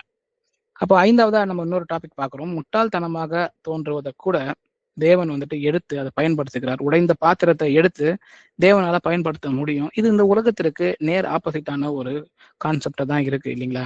ஏன்னா உலகத்துல ஒரு மனுஷனை இவாலுவேட் பண்றதற்கு எவ்வளவோ ப்ராசஸ் இருக்கு. நமக்கு தெரியும். நம்ம வேலை செய்யற இடத்துல ஆரம்பித்து, நமக்கு வந்துட்டு ஸ்கூல்ல நம்ம பிள்ளைகள் படிக்கிற இடத்துல இருந்து, எல்லா இடத்துலையும் எப்படிப்பட்ட ஒரு இன்டர்வியூ ப்ராசஸ் இருக்கு, எப்படிப்பட்ட ஆட்களை வந்துட்டு சூஸ் பண்றாங்க. எல்லா பிள்ளைகளுக்கும் ஒரே மாதிரி கல்வியை கொடுக்க வேண்டிய கல்வி நிறுவனங்களே அங்க நல்லா படிக்கிற பிள்ளைகளுக்கு மட்டும்தான் அடுத்தடுத்த கட்டத்திற்கு அவங்களுக்கு தேவையான உதவியை செய்ய ரெடியா இருக்குன்றதை பார்க்கிறோம். அப்படி இருக்கும் பொழுது உலகம் ஏற்கனவே வந்துட்டு நல்லா செய்யறவங்கள மேலும் மேலும் நல்லா செய்யறதற்கு உறுதுணையா அவங்கள எடுத்துக்கொண்டு போகிறத நம்ம பார்க்கிறோம். ஆனா தேவன் எப்படிப்பட்டவங்களை தேர்ந்தெடுக்கிறாருன்னா, அதுக்கும் உலகத்திற்கு நேர் விரோதமாக போய் தான் அவர் ஆட்களை எடுத்து அவர் பயன்படுத்துகிறார். வாசிக்கலாம் 1 கொரிந்தியர் 1ஆம் அதிகாரம் வசனம் 18 21 வரை. சிலுவை பற்றிய உபதேசம் கெட்டு போகிறவர்களுக்கு பைத்தியமாய் இருக்கிறது, ரட்சிக்கப்படுகிற நமக்கோ அது தேவபலனாய் இருக்கிறது. அந்தபடி ஞானிகளுடைய ஞானத்தை நான் அழித்து புத்திசாலிகளுடைய புத்தியை அவமாக்குவேன் என்று எழுதியிருக்கிறது. ஞானி எங்கே? வேத பாரகன் எங்கே? இப்பிரபஞ்ச தர்க்கதரிசி எங்கே? இவ்வுலகத்தின் ஞானத்தை தேவன் பைத்தியமாக்கவில்லையா? எப்படியெனில் தேவ ஞானத்துக்கு ஏற்றபடி உலகமானது சுய ஞானத்தினாலே தேவனை அறியாதிருக்கையில் பைத்தியமாக தோன்றுகிற பிரசங்கத்தினாலே விசுவாசிக்கிறவர்களை ரட்சிக்க தேவனுக்கு பிரியமாயிற்று. ஆமென். ஆமென். அப்போ இது அப்படியே ரிவர்ஸ்ல படிச்சு பார்ப்போம். இந்த 21ஆம் வசனம் எப்படி நமக்கு சொல்லிக் கொடுக்குதுன்னா, உலகமானது சுய ஞானத்தினாலே தேவனை அறியாது இருக்கையில் பைத்தியமாய் தோன்றுகிற பிரசங்கம். அப்போ நமக்கு வந்துட்டு அநேக வசனங்கள் எதெல்லாம் தேவனை வந்துட்டு ஏற்றுக்கொள்ள முடியாம தடையா இருக்குதோ அப்படிப்பட்ட வசனங்களை கொண்டுதான் விசுவாசிகளை தனக்காக தேர்ந்தெடுக்கிற விஷயத்த தேவன் அவருக்கு பிரியமா இருக்குது. அப்படிதான் தேவன் ரட்சிக்க விரும்புகிறார்ன்றத இந்த வசனம் நமக்கு சொல்லிக் கொடுக்குது பாருங்க. அப்படிப்பட்டவர்களை எடுத்து, அப்படிப்பட்ட சுவிசேஷத்தை எடுத்து உலகத்திற்கு பைத்தியமாய் தோன்றும். எப்பொழுது அது பைத்தியமாய் தோணுதுன்னா, சுயஞானத்திலே வந்துட்டு அவர்கள் நிரம்பி இருக்கும் பொழுது தேவனை அறியாது இருக்கிறதுனால அவர்களுக்கு இப்படிப்பட்ட பிரசங்கம் பைத்தியமாய் தோன்றுகிறது. அப்ப நீங்க சொல்றது வந்துட்டு ஏற்றுக்கொள்ள வகையிலே இல்ல பிரதர், நீங்க சொல்றது ஏற்றுக்கொள்ள வகையிலே இல்ல சிஸ்டர் அப்படின்னு சொல்றாங்க. நம்ம போய் சொல்லும் பொழுதுன்னா நம்ம சொல்லி கொடுக்கணும், உலக சுயஞானம் தான், உலகத்திலிருந்து வருகிற சுயநலம் தான், தேவனை அறியாமல் இருக்கிற அந்த அறியாமை தான் அவங்களுக்கு வந்துட்டு இந்த பிரசங்கத்தை வந்துட்டு பைத்தியமா தோண வைக்குதுன்ற இந்த வசனங்களை எடுத்து நம்ம காண்பிக்கிற பிள்ளைகளா நம்ம இருக்கணும். நமக்கும் நாம அதைத்தான் நம்ம சொல்லிக்கொள்ள பிள்ளைகளா இருக்கணும். ஏன்னா ஞானிகளோட ஞானத்தை அழிக்க, புத்திசாலிகளுடைய புத்தியை அவமாக்குவதற்கு தேவனுக்கு பிரியமா இருக்குது இல்லைங்களா? அவர் அப்படிதான் அதை செய்யறாரு. அப்ப இந்த உலக ஞானத்தையும் இந்த உலக புத்திசாலித்தனத்தையும் தான் நம்ம பார்க்கிறோம். அதைத்தான் வந்து தேவன் அவமாக்குவேன்னு சொல்றாரு. அப்போ சிலுவை பற்றிய உபதேசம், அப்ப அவர் சிலுவையில என்ன செய்தார், எதற்காக நமக்கு செய்தார்? அப்போ உலகத்துல மனிதன் ஏற்படுத்தின தெய்வங்கள் எல்லாருமே அவ்வளவு ஒரு ஸ்ட்ராங்கா எகெயின்ஸ்டா எல்லாத்தையும் ஃபைட் பண்ணி ஜெயிக்கிறவங்களா மட்டுமே அவங்க போர்ட்ரே பண்ணி வச்சிருக்க இடத்துல போயிட்டு தேவன் அவர் அவ்வளவு சர்வ வல்லமை உள்ள தேவனாய் இருந்தும் கூட மனிதர்களுக்காக அவர் மனிதர்களிடம் வந்து மனிதனுக்காக அவர் தன்னுடைய உயிரை கொடுத்திருக்கிறான்னு சொல்ற உபதேசம் எப்படி பண்ண இருக்குதுன்னா, கெட்டு போகிறவர்களுக்கு அது பைத்தியமா இருக்குது. என்னப்பா எப்படிப்பா ஒரு தெய்வம் இருக்க முடியும்? இருந்த இடத்துல இருந்து எல்லாத்தையும் செய்யறதுக்கு அவருக்கு வல்லமை இருக்கணும்ல அப்படின்னு நினைக்கிற இந்த உலகத்துல நம்ம தேவன் சிலுவையின் அவருடைய சுவிசேஷத்தை நம்ம அறிவிக்கிற பிள்ளைகளாக இருக்கிறோம். அப்படி இருக்கும்போது ரட்சிக்கப்படுகிற நமக்கு அது தேவ பலனாய் இருக்கிறது. ஆனா கெட்டு போகிறவர்களுக்கு தான் அது பைத்தியமாவே இருக்கிறது. அது மாறும், அது மாறணும் தேவனுடைய உதவியால. அது மாறும் பொழுதுதான் அவங்க ரட்சிக்கப்படுகிறாங்க. அப்படி அது கெட்டு போகிறவங்களாவே அவங்க இருந்தாங்கன்னா அவங்களுக்கு கடைசி வரைக்கும் இந்த சுவிசேஷமானது பைத்தியமாயே இருக்கிறது. அப்போ இந்த உலக ஞானத்தின் பிரகாரம் ஏற்கனவே மனுஷன் மதிக்கிற ஒரு கடவுள் அவர் வந்துட்டு அதை செய்திருந்தாங்க. மனிதன் வந்து அதை பெருமை பாராட்டுவான். ஏன்னா வந்துட்டு நான் கும்பிடுற கடவுள், நான் செய்த கடவுள் அதை செய்ய முடியுதுன்னு சொல்லி அவன் பெருமை பாராட்டுவான். ஆனா தேவன் அப்படி செய்யல பாருங்க. உலகம் ஏற்கனவே ஒதுக்கப்பட்டு இவங்க வந்துட்டு இதுக்கு மேல இவங்க எந்த விதத்துலயும் உபயோகமே இல்லை அப்படின்னு சொல்லி இருக்கிற ஆட்களை எடுத்து தேவன் பயன்படுத்துகிறார். ஏன்னா அவருக்கு உலகத்துல இருக்கிற எல்லாருக்குமே நல்லா தெரியும். இது இவங்களுடைய சுயஞானத்தால இவங்களால செய்ய முடியாது. தேவன் அப்படிங்கிற ஒரு இருக்கிறாரு இவங்களுக்கு பின்னாடி. அவரோட உதவியோட தான் இதை செய்யறாங்க அப்படின்றதுக்காகவே அப்படிப்பட்டவர்களை அவர் தேர்ந்தெடுக்கிறான்னு சொல்லி பார்க்கிறோம். ஏன்னா அவர் தான் பாலைவனத்துல நீரோடையை ஓட செய்கிற தேவனா இருக்கிறார்ன்றதை நம்ம வாசிச்சு பார்த்திருக்கிறோம். அதே போல அதே 1 கொரிந்தியர் இந்த 18ஆம் அதிகாரத்திலிருந்து 31 வரை நீங்க வாசித்து பார்க்கும்பொழுது அநேக காரியங்கள் இதை சுத்தி தான் அவர் சொல்லி கொடுத்திருப்பாரு. நம்ம வாசிக்கலாம். 25 31 வரை வாசிக்கலாம். இந்தபடி தேவனுடைய பைத்தியம் என்னப்படுவது மனுஷருடைய ஞானத்திலும் அதிக ஞானமாய் இருக்கிறது.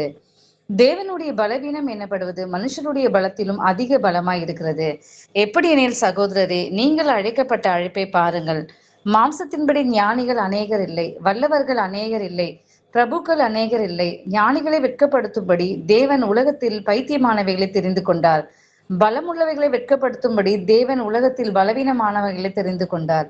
உள்ளவைகளை அவமாக்கும்படி உலகத்தின் இழிவானவைகளையும் அற்பமாய் எண்ணப்பட்டவைகளையும் இல்லாதவைகளையும் தேவன் தெரிந்து கொண்டார். மாம்சமான எவனும் தேவனுக்கு முன்பாக பெருமை பாராட்டாதபடிக்கு அப்படி செய்தார். அந்தபடியே நீங்கள் அவராலே கிறிஸ்து இயேசுக்குட்பட்டு இருக்கிறீர்கள்.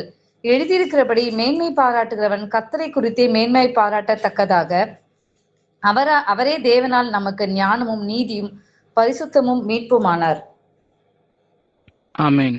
அப்ப மனிதன் புறக்கணித்தது தான் தேவன் பூரணப்படுத்தி அதை பயன்படுத்துகிறார். அப்போ அவர் அழகா கேட்கிறாரு பாருங்க, தேவனுடைய பைத்தியமே மனுஷருடைய ஞானத்திலையும் அதிகமா இருக்குது. அப்படி தேவனுடைய விஷயங்களை பைத்தியம்னு சொல்றவங்களுக்கு சொல்றாரு. தேவனுடைய பலவீனமே மனுஷருடைய மகா பலத்தை விட அதிக பலமா இருக்கிறது. ஏன்னா அவர் தேவனா இருக்கிறாரு சொல்லிட்டு. 2வது பாருங்க 26ஆம் வசனத்துல, நீங்கள் அழைக்கப்பட்ட அழைப்பை பாருங்கள்னு நம்ம கிட்ட தான் சொல்றாரு. சகோதரரே சகோதரிகளே, நீங்கள் அழைக்கப்பட்ட அழைப்பை பாருங்கள். நீங்க எல்லாம் யாருன்னு சொல்லி நீங்க யோசிச்சு பாருங்கன்னு சொல்றாரு. மாம்சத்தின்படி ஞானிகளா? நாம எல்லாரும் மாம்சத்தின்படியே நம்ம ஞானிகளா? உலக ஞானத்தின் பிரகாரமே நம்ம ஞானிகள் கிடையாது. அநேகர் இல்லை. வல்லவர்களா? நம்மளுடைய துறையில நம்ம தான் டாப்ல இருக்கிறோமா? இல்லை, அநேகர் இல்லை. பிரபுக்கள் கிடையாது, அநேகர் இல்லை. ஞானிகளை வெட்கப்படுத்துவதற்காக தேவன் உலகத்தில் பைத்தியமானவைகளை தேர்ந்து கொண்டார்னு சொல்றாரு. அப்போ நம்ம தேவன் தேர்ந்து கொண்டு இருக்கிறார், நம்மளை வைத்து காரியம் நிகழ்த்துறார். அவருடைய வசனங்களை எடுத்து போகிறதுக்கு நம்ம உடைந்த பாத்திரத்தை எடுத்து பயன்படுத்துகிறாருன்னா அது தேவனுடைய மகிமைக்காக அதை செய்கிறார்னு சொல்லி பார்க்கிறோம். அப்போ உள்ளவைகளை அவமாக்குவதற்காக உலகத்தின் இழிவானவைகளையும் அற்பமாய் எண்ணப்பட்டவைகளையும் இல்லாதவைகளையும் தேவன் தேர்ந்தெடுத்து கொண்டார். அவங்க மூலியமா தான் அவர் செய்யறான்னு சொல்லி பார்க்கிறோம். இன்னைக்கு அப்போஸ்தலர்களை தொடங்கி அன்னைக்கு காலத்துல வேத பாரகர்களையும் அன்னைக்கு இருந்த பெரிய பைபிள் ஸ்காலர்ஸையும் எடுத்து அவர் பயன்படுத்தல. அன்னைக்கு அதற்கு ரொம்ப தூரமா இருந்த அது படிப்பு இல்லாத மீன் பிடிக்கிறவங்களை தான் எடுத்து அவர் பயன்படுத்தினார் இல்லைங்களா? இப்படி அநேக பேரை தேவன் எடுத்து பயன்படுத்துகிறார். அது அவருக்கு விருப்பமாய் இருக்கிறது. அவரே நமது ஞானமும் நீதியும் பரிசுத்தமும் மீட்புமாய் இருக்கிறார்னு சொல்லி நமக்கு வசனம் சொல்லி கொடுக்கிறது. மேன்மை பாராட்டுகிறதா இருந்தா, இந்த மாதிரி ஆட்கள், தேர்ந்தெடுக்கப்பட்ட ஆட்கள், நாம எல்லோருமே மேன்மை பாராட்டுகிறதா இருந்தா கர்த்தரை குறித்து மட்டுமே நம்ம மேன்மை பாராட்ட முடியும். ஏன்னா அவரே இதை செய்ய வல்லவராய் இருக்கிறார். நம்ம சொந்தமா இதை செய்ய முடியாதுன்றத நமக்கு சொல்லி கொடுக்கிறார். அப்ப இதுக்கு வேத உதாரணங்கள் அநேகம் இருக்குது. நம்ம 1 சாமுவேல் 16ஆம் அதிகாரம் 7ஆம் வசனம் வாசி பார்த்தீங்கன்னா, கர்த்தர் சாமுவேலை நோக்கி சொல்றாரு இல்லையா? அப்ப அவர் தாவீதை செலக்ட் பண்ணும் பொழுது அதுக்கு முன்னாடி அவருடைய சகோதரர்கள் எல்லாரையும் பார்க்கிறாரு. அவங்களோட சரீர வளர்ச்சியை பார்க்கிறாரு, அவங்களோட முகத்தை பார்க்கிறாரு. அப்ப தேவன் சொல்றாரு, நீ இவனுடைய முகத்தையும் இவனுடைய சரீர வளர்ச்சியும் பார்க்க வேண்டாம், நான் இவனை புறக்கணித்தேன். அவங்க சகோதரர்களை அவர் தேர்ந்தெடுத்து உயரமும் இதுவும் கரெக்டா இருக்கிறாங்க. அப்ப ஒரு ராஜா மாதிரி சவுலுக்கு அடுத்ததா ஒரு ராஜாவை செலக்ட் பண்ணணும்னு போகும்பொழுது அவர் சொல்றாரு, மனுஷன் பார்க்கிறபடி நான் பாரேன், மனுஷன் முகத்தை பார்ப்பான், கர்த்தரோ இருதயத்தை பார்க்கிறார்.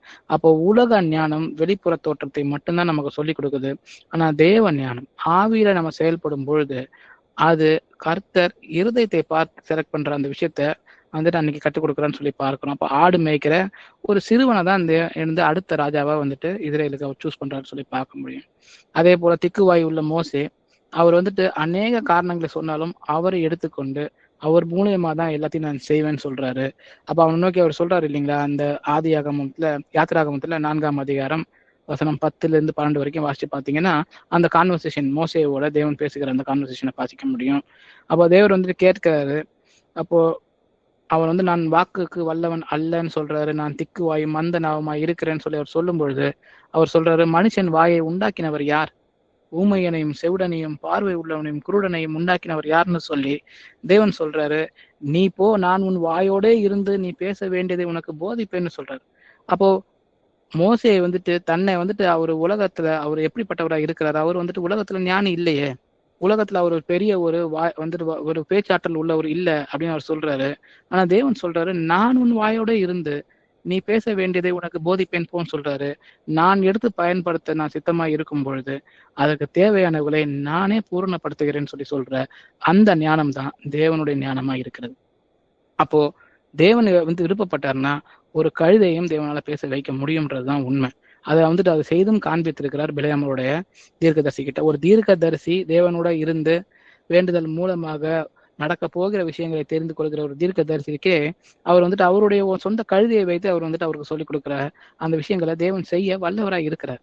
அப்போ பயிற்சி பெறாதவர்கள் தான் அவருடைய அப்போஸ்தலர்களும் கூட இல்லைங்களா? அப்போ பேதுரு வந்துட்டு யோவானும் வந்துட்டு பேசுகிற தைரியத்தை வந்துட்டு பார்க்கிறாங்க. அப்போஸ்தலர் நடவடிக்கைகள் 4ஆம் அதிகாரம் 13ஆம் வசனம் வாசிச்சு பார்த்தீங்கன்னா, படிப்பறிவு அறியாதவர்கள் என்றும் பேதமை உள்ளவர்கள் என்றும் அறிந்தபடியினால் ஆச்சரியப்படுறாங்க. அவங்களுடைய பேசுற தைரியத்தை பார்த்து அவர்கள் இயேசுடனே கூட இருந்தவர்கள் என்றும் அறிந்து கொண்டார்கள்.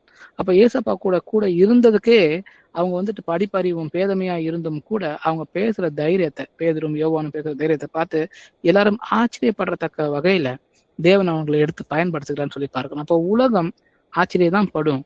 ஏன்னா அவர்களுக்கு ஒரு இங்க போய் படிச்சு அங்க போய் படிச்சு எதையாவது செய்து படிப்பறிவு, இந்த உலகம் கொடுக்கக்கூடிய படிப்பறிவை வைத்துக் கொண்டு இருக்கிறவங்களுக்கு அந்த ஸ்டேட்டஸ், அந்த டிகிரி சர்டிபிகேட்ஸ் இதெல்லாம் தான் வந்துட்டு உலகம் பார்க்கக்கூடியதா இருக்குது இல்லைங்களா?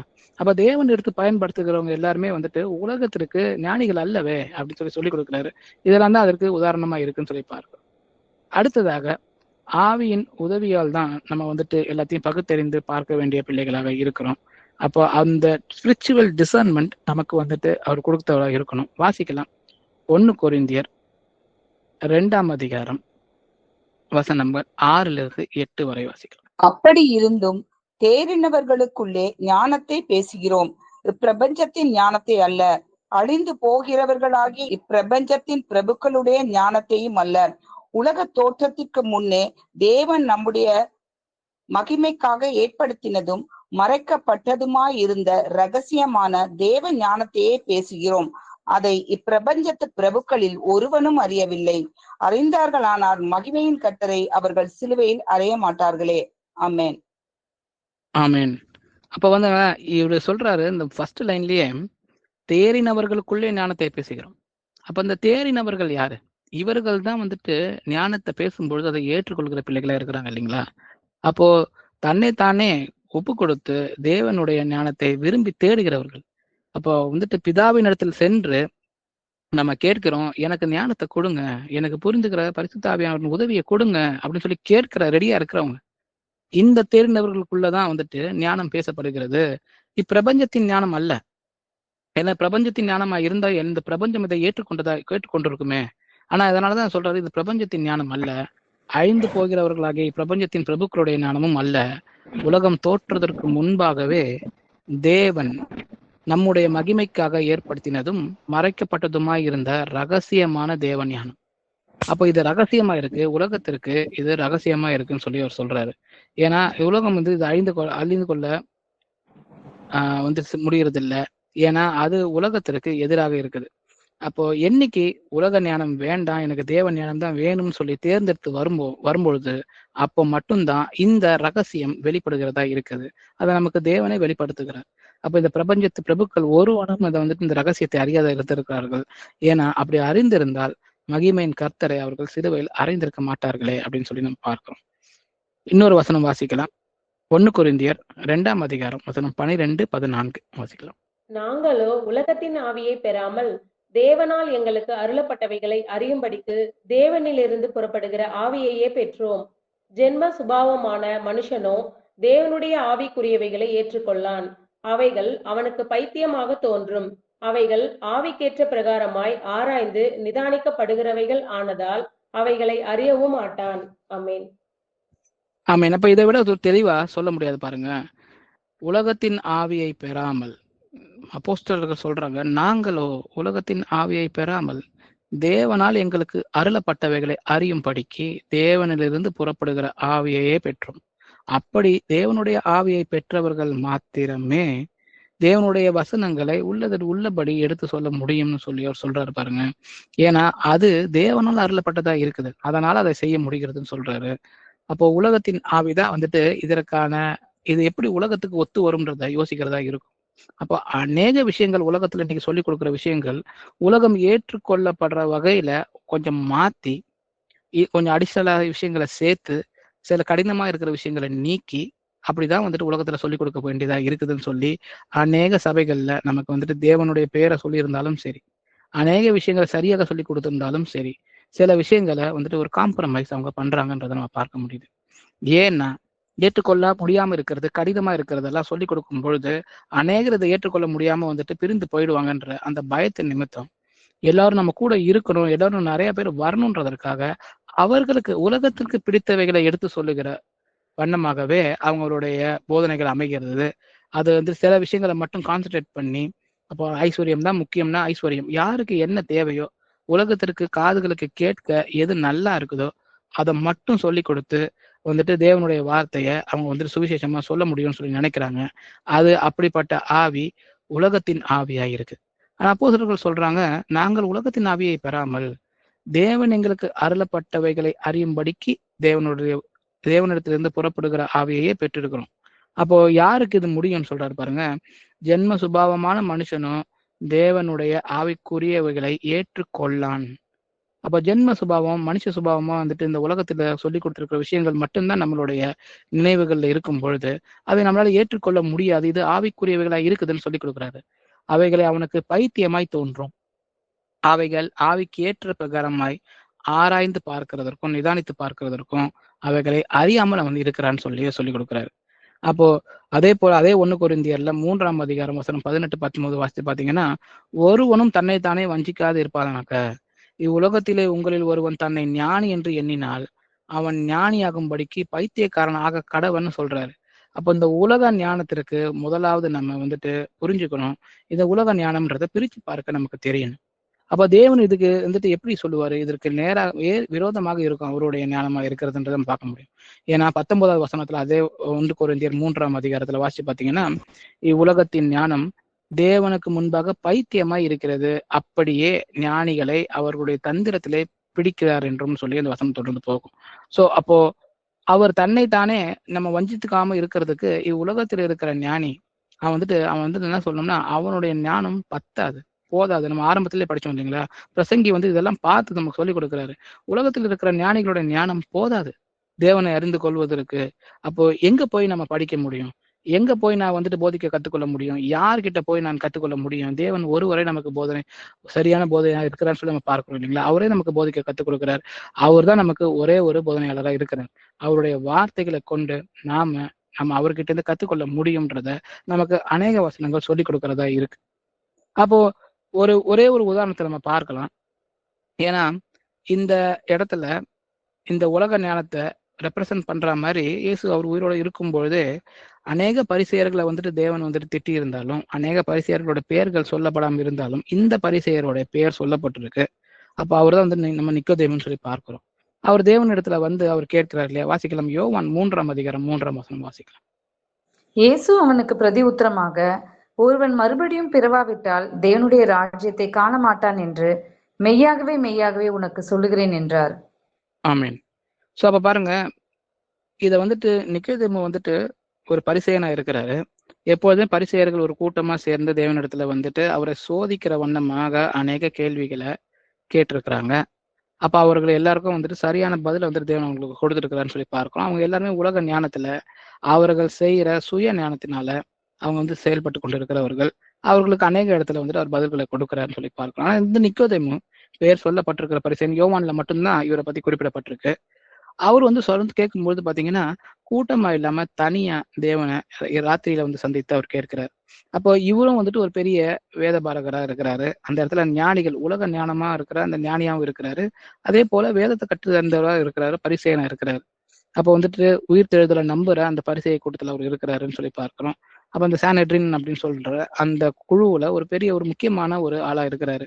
அப்ப அங்க வந்துட்டு பெரிய பெரிய முடிவுகளை எடுக்கிற அந்த குழு அமைப்புல அவர் இருக்கிறாரு. அவரு தேவனை யாருக்கும் தெரியாம ராத்திரில வந்து சந்திக்கிறாரு. ஏன்னா தேவனுடைய அற்புதங்களையும் அடையாளங்களையும் பார்த்த பிறகு அவர் இடத்துல வந்து கேட்கிறார். வந்து முதலாவது பேசும்போதே பாத்தீங்கன்னா, இந்த யோவான் 3ஆம் அதிகாரத்துல ஆரம்பத்துல இருந்து படிச்சு பாத்தீங்கன்னா அவர் சொல்லுவாரு, நீர் தேவனிடத்திலிருந்து வராம தேவன் உங்க கூட இருக்காம நீங்கள் செய்யற அற்புதங்கள் அடையாளங்களும் உங்களால செய்ய முடியாது. அதனால வந்துட்டு நான் உங்ககிட்ட வந்து பேசுறேன்னு சொல்றாரு. அப்போ அவர் வந்து கேட்கும் பொழுதே தேவன் முதலாவது அவருக்கு சொல்றது என்னன்னு பாத்தீங்கன்னா, இந்த வசனத்தை தான் சொல்றாரு. ஒருவன் மறுபடியும் பிறவாவிட்டால் தேவனுடைய ராஜ்யத்தை காண மாட்டான் என்று மெய்யாகவே மெய்யாகவே உனக்கு சொல்லுகிறேன் என்றார். அப்போ அவர் வந்துட்டு கேட்கிறாரு இல்லைங்களா? அப்போ அந்த இடத்துல பாருங்களேன், நீங்க மறுபடியும் பிறவாவிட்டால் தேவனுடைய ராஜ்யத்தை காண மாட்டீர்கள். அப்போ அந்த மறுபடியும் பிறக்காவிட்டால் தேவனுடைய ராஜ்யம், தேவன் அவர் கண்ணுக்கு முன்னாடி இருக்கிறார்.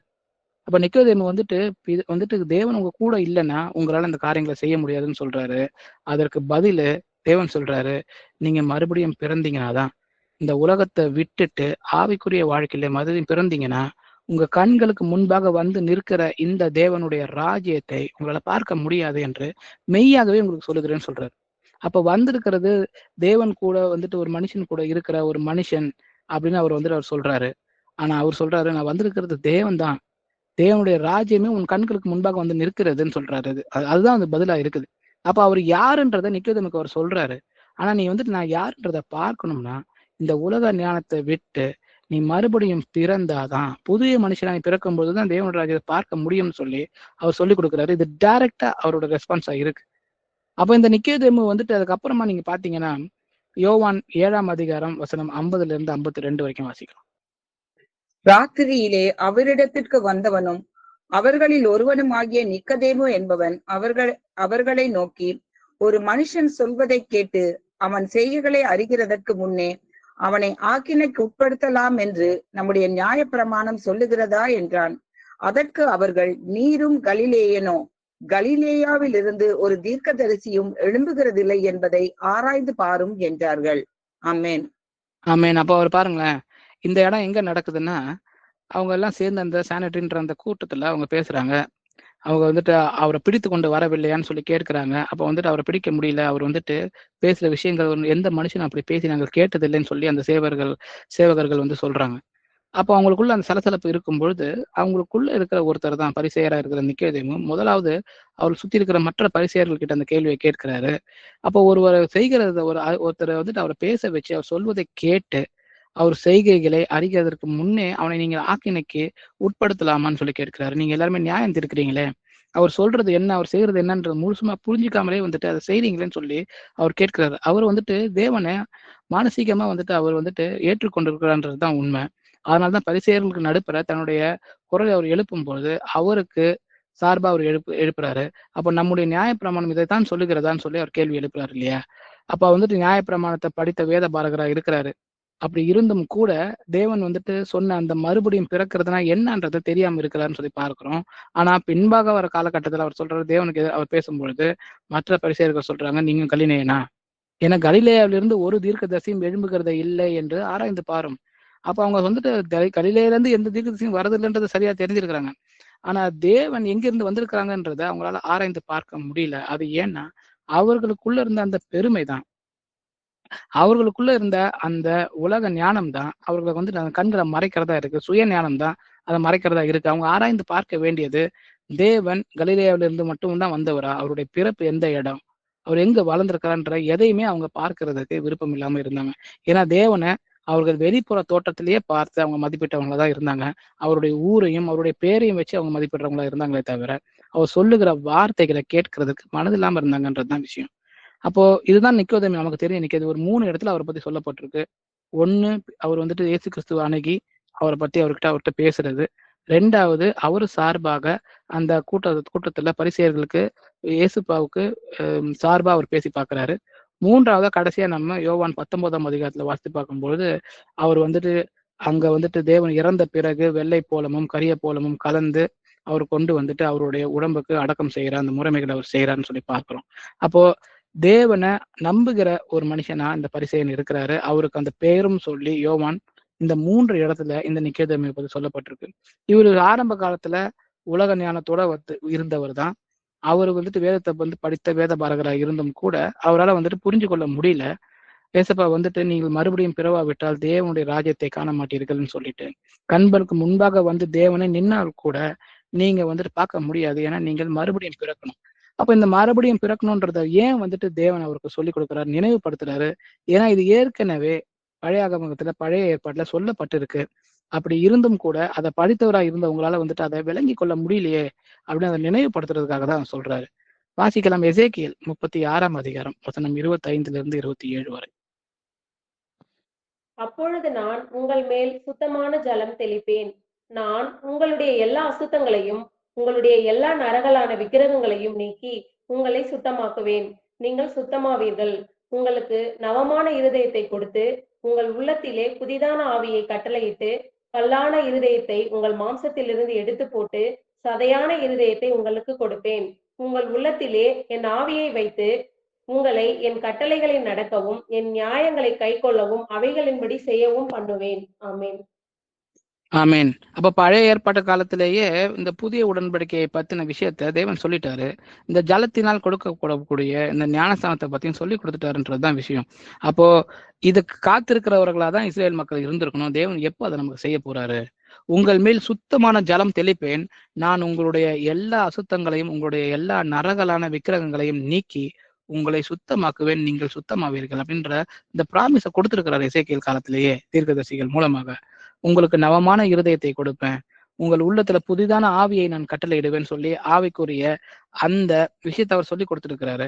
கல்லான இருதயத்தை உங்கள் மாம்சத்திலிருந்து எடுத்து போடுவேனப்பா, சதையான இருதயத்தை உங்களுக்கு கொடுப்பேன்னு சொல்றாரு. உங்கள் உள்ளத்திலே என் ஆவியை வைத்து உங்களை வந்துட்டு ஆவியினால் ஞானஸ்தானம் கொடுப்பேன்னு சொல்லி இருக்கிறாரு.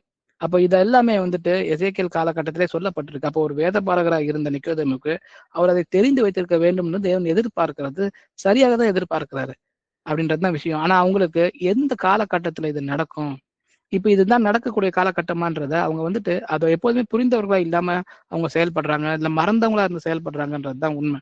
அதனாலதான் அவங்களால ஏற்றுக்கொள்ள முடியாம இருக்குது. வாசிக்கலாம். அதே போல எரேமியா 31ஆம் அதிகாரம் வசனம் 31 34 வரை. இதோ நாட்கள் வரும் என்று கர்த்தர் சொல்லுகிறார். அப்பொழுது இஸ்ரவேல் குடும்பத்தோடும் யூதா குடும்பத்தோடும் புது உடன்படிக்கை பண்ணுவேன். நான் அவர்கள் பிதாக்களை எகிப்து தேசத்திலிருந்து அழைத்து வர கைப்பிடித்த நாளிலே அவர்களோட பண்ணின உடன்படிக்கையின்படி அல்ல. ஏனெனில் நான் அவர்களுக்கு நாயகராய் இருந்தும் அந்த என் உடன்படிக்கையை அவர்கள் மீறி அவமாக்கி போட்டார்களே என்று கர்த்தர் சொல்லுகிறார். அந்நாட்களுக்கு பிற்பாடு நான் இஸ்ரவேல் குடும்பத்தோட பண்ண போகிற உடன்படிக்கையாவது, நான் என் நியாயப்பிரமாணத்தை அவர்கள் உள்ளத்திலே வைத்து அதை அவர்கள் இருதயத்திலே எழுதி நான் அவர்கள் தேவனாய் இருப்பேன், அவர்களின் ஜனமாய் இருப்பார்கள் என்று கர்த்தர் சொல்கிறார். இனி ஒருவன் தன் அயலானையும் ஒருவன் தன் சகோதரனை நோக்கி கர்த்தரை அறிந்து கொள் என்று போதிப்பதில்லை. அவர்களில் சிறியவன் முதல் பெரியவன் மட்டும் எல்லாரும் என்னை அறிந்து கொள்வார்கள் என்று கர்த்தர் சொல்லுகிறார். நான் அவர்கள் அக்கிரமத்தை மன்னித்து அவர்கள் பாவங்களை இனி நினையாதிருப்பேன். ஆமென். அப்ப பாருங்க, இதையும் பத்தி அப்ப பழைய ஏற்பாட்டு காலத்துல பழைய உடன்படிக்கை இருந்து கொண்டிருந்த காலத்திலேயே புதிய உடன்படிக்கையை பத்தி அவர் பேசியிருக்கிறாருன்றதுதான் உண்மை. இதை எல்லாமே வந்துட்டு வேத பாரகர்களா இருக்கிற அவங்க, வேதத்தை தொடர்ந்து படித்து கொண்டிருக்கிற அவங்க இதெல்லாம் தெரிந்து வைத்தவர்களா இருக்கணும். அப்ப தேவன் இயேசு கிறிஸ்துவா தோன்றி அவர் உலகத்துல நீரினால் நான் ஞானஸ்தானத்தை நான் கொடுக்க போகிறேன்னு சொல்லும் பொழுதும் சரி, ஜலத்தை நான் தெளிப்பேன், அதே போல நான் புதிய உடன்படிக்கை கூட ஏற்படுத்த போகிறேன்னு சொல்ற இந்த வசனங்களை எல்லாமே அவங்களுக்கு உடனே புலப்பட்டு இருக்கணும். அவங்க வேதத்துல படித்து அதை பத்தி தெரிந்து வைத்து அதையே எப்போதும் அது எப்போ நடக்கும்னு காத்து கொண்டு இருந்தவங்களா இருந்தா இல்லைங்களா? ஏன்னா இந்த வசனங்களை பாருங்க, இதோ நாட்கள் வரும் என்று கர்த்தர் சொல்லுகிறார். அப்பொழுது இஸ்ரவேல் குடும்பத்தோடும் யூதா குடும்பத்தோடும் புதிய உடன்படிக்கையை பண்ணுவேன். அந்த உடன்படிக்கை பழைய உடன்படிக்கையிலிருந்து டிஃப்ரெண்டா இருக்குன்றத அடுத்த வசனத்தை சொல்றாரு பாருங்க. நான் அவர்கள் பிதாக்களை எகிப்து தேசத்திலிருந்து அழைத்து வர கைப்பிடித்த நாளிலே அவர்களோடு பண்ணின உடன்படிக்கையின்படி அல்ல.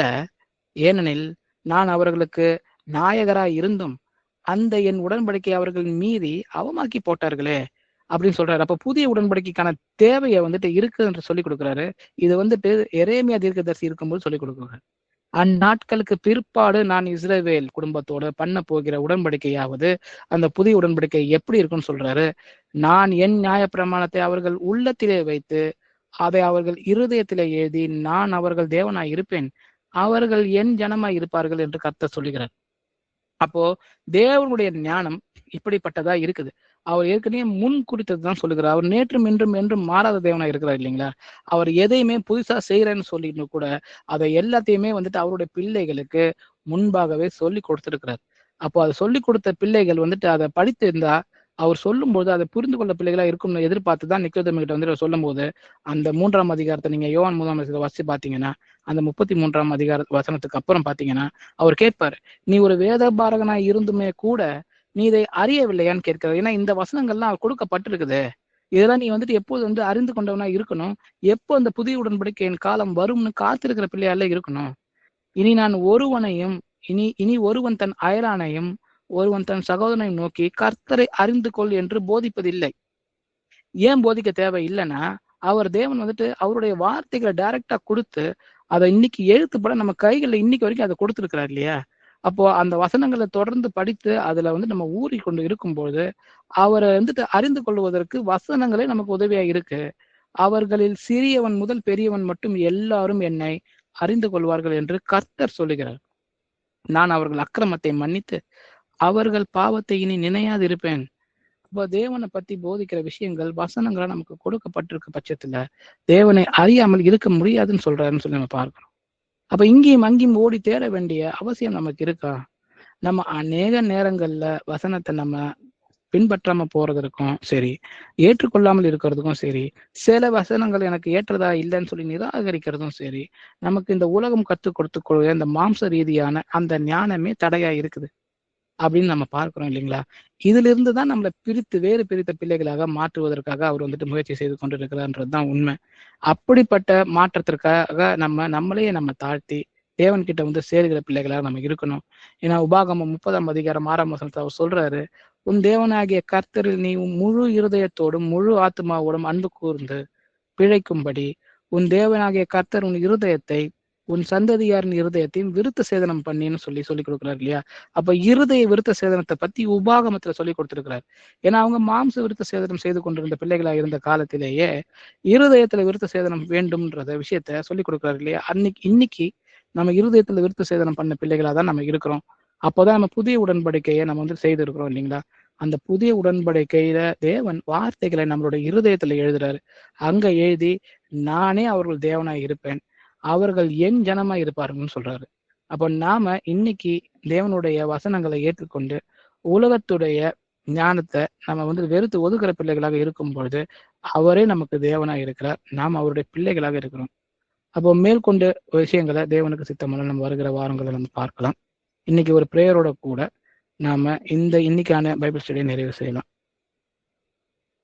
எங்கள் அப்பா தந்தையே, உங்கள் கர்த்தராகிய இயேசு கிறிஸ்துவே, உண்மை போற்றுகிறோம், உண்மை புகழ்கிறோம் அப்பா, உண்மை வாழ்த்துகிறோம், உண்மை ஆராதிக்கிறோம், உங்களுக்கு நன்றி செலுத்துகிறோம் அப்பா, உங்களுக்கு சோஸ்திரம் செலுத்துகிறோம்.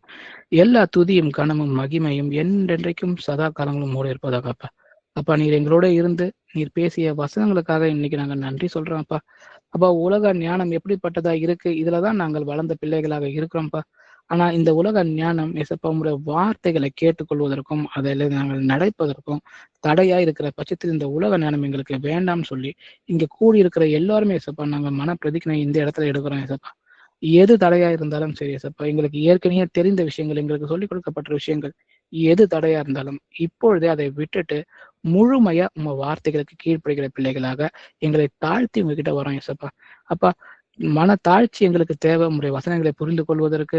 அப்பா உம்முடைய உதவி தேவை உம்முடைய வசனங்களை வந்துட்டு தெரிந்து கொள்வதற்கு. அப்பா நீங்க அனுதினமும் எங்களுக்கு சொல்லிக் கொடுங்க. நீங்களே எங்களுக்கு போதிக்கிற பிதாவா இருக்கிறீங்கப்பா. நாங்கள் கேட்கிற பிள்ளைகளாக இருக்கிறோம் ஏசப்பா. நாங்கள் எங்கள் கிரியைகளிலும் ஏசப்பா உமது வசனங்கள் செயல்படும்படியாக எங்களுக்குள்ளே உமது வசனங்களும் உமது வார்த்தைகளும் செயல்படத்தக்கதாக எங்களை நாங்கள் காணிக்கையா கொடுக்கிறோம் ஏசப்பா. எங்களை ஏற்றுக்கொள்ளுங்க அப்பா. புத்தி உள்ள ஆராதனை செய்கிற பிள்ளைகளாக எங்களை எல்லாரும் நீர் மாற்ற வேண்டுமே நான் ஜெபிக்கிறேன் அப்பா. கர்த்தராகிய இயேசு கிறிஸ்துவை நாமத்தினால இங்க வந்திருக்கிற எல்லாரும் நான் ஆசீர்வதிக்கிறேன். அவருடைய இருதயத்தை திறந்து கொடுப்பதற்கு ஏசப்பா நீங்க எங்களுக்கு உதவி செய்யுங்க. எங்களுடைய இருதயத்துல ஏசப்பா உம்முடைய வசனங்களை எழுதி கொடுங்க. அதை ஏற்றுக்கொண்டு நாங்கள் செய்கிற பிள்ளைகளாக எங்களை வந்து நீ மாற்றுங்க ஏசப்பா. எங்களை மனிதனுடைய ஞானத்திலிருந்து விலகி ஏசப்பா தேவ ஞானத்துல நாளுக்கு நாள் வளர்ந்து ஏசப்பா உண்மை அறிகிற அறிவுல எங்களை நாளுக்கு நாள் நீர் வந்துட்டு உயர்த்த வேண்டுமே நாங்கள் ஜெபிக்கணும் ஏசப்பா. எங்களுடைய புரிதலுக்கு சவாலா இருக்கிற வசனங்கள் எதுவா இருந்தாலும் ஏசப்பா எங்களோட நீங்க பேசி எங்களுக்கு அதெல்லாம் நீங்க சொல்லிக் கொடுங்க. இந்த உலக ஞானத்தை நாங்கள் ஒதுக்கிட்டு ஏசப்பா உங்களுடைய ஞானத்திற்கு செவி சாய்க்கிற பிள்ளைகளாக எங்களை மாற்றணும் ஏசப்பா. அதற்கு இடையூறா இருக்கிற எல்லா விஷயங்களையும் இயேசு கிறிஸ்துவின் நாமத்துல நான் கடிந்து நிர்மூலமாக்குகிறேன் ஏசப்பா. அது எந்த விதமான திங்கிங்கா இருந்தாலும் சரி, எப்படிப்பட்ட ஒரு பேக்ரவுண்ட்ல இருந்து நாங்க வந்தவங்களா இருந்தாலும் சரி ஏசப்பா, எந்த வித பெருமையும் இருந்தாலும் சரி ஏசப்பா, அதை எல்லாத்தையும் ஏசப்பா விலக்கிட்டு இந்த சத்தியத்திற்கு ஏற்ற வகையில நாங்கள் வாழ்க எங்களுக்கு நீங்க உதவி செய்யுங்க. எங்கள் மனங்களை நாள்தோறும் நீங்க புதுப்பிக்க வேண்டுமே நாங்கள் ஜெபிக்கிறோம் ஏசப்பா. ஆவிக்குரிய கண்களை திறந்து ஆவிக்குரிய விஷயங்களை ஆவிக்குரிய விதத்துல நாங்கள் எல்லாத்தையும் புரிந்து கொள்கிற பிள்ளைகளாக எங்களை நீங்க மாத்துங்கப்பா. நீர் செய்வதற்காக நன்றி. பரத்திலிருந்து வருகிற ஞானமே பரிபூர்ண ஞானமா இருக்குதுன்றதை எங்களுக்கு சொல்லி கொடுத்திருக்கிறீங்க. அதை புரிந்துகிட்டு செய்கிற பிள்ளைகளாக எங்களை நாள்தோறும் நீர் மாற்றுவதற்காக நன்றி. இயேசு கிறிஸ்துவின் மகா பரிசுத்த நாமத்தின் ஜெபத்தை ஏறெடுக்கிறேன். என்றும் ஜீவன் உள்ள நல்ல பிதாவே. ஆமென். Praise the Lord, brothers and sisters.